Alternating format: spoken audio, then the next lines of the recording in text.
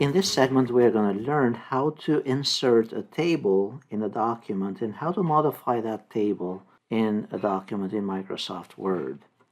So we go here to any place in the document and we go under the Insert tab and then choose Table.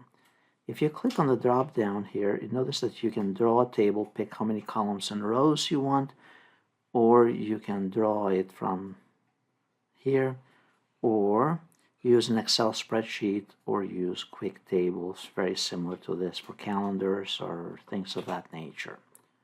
In our case, we are simply going to select how many columns and rows we want. So let's say I want 3 columns and 2 rows. Notice as soon as I select it, it's entered in the document. Now I can resize those columns as needed. And also notice on the top, we have the table design tools. If that gives us the various styles related to tables and tools related to tables. Notice also that next to table design tools is also the layout tab that gives us another set of tools related to working with tables. Now, if those tools for some reason do not show up for you, you may need to click out, click somewhere else in the document, and then click back on the tools or double click on your table, and then you should be able to see those table tools on the top. So next, you typically enter the information in each cell.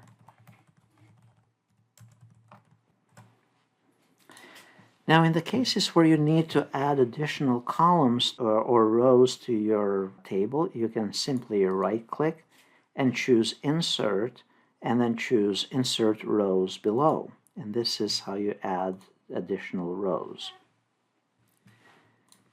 Now, for these table tools, as you can see here, notice that you have options also such as the total row. So you can click on total row here, and if I add another cell or another row below, now at this stage, if I go here under the Layout tab and go under Formula, I could add a formula to give me the sum of all the cells above this.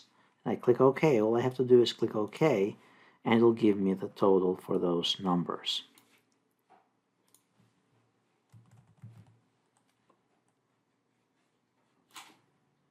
Now at this stage, let's suppose that we want to make this table look better or more professional. We go under the Table Design Tools and then pick one of the designs from here.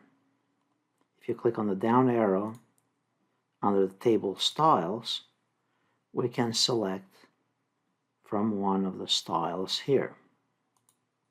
To add and make additional modifications, I would suggest that you check out these other options, and notice that also you have these tools for adding rows and columns below.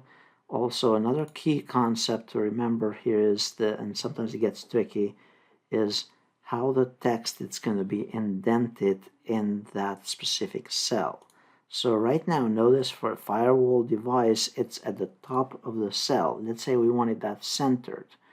You go here under the Layout tool and you choose from one of those the alignment area. This is where you can define for that to be centered, or if you want it to right side or left side, but yet centered, that's where you change this. Obviously, you can change also the text direction and additional components here, as you can see as well.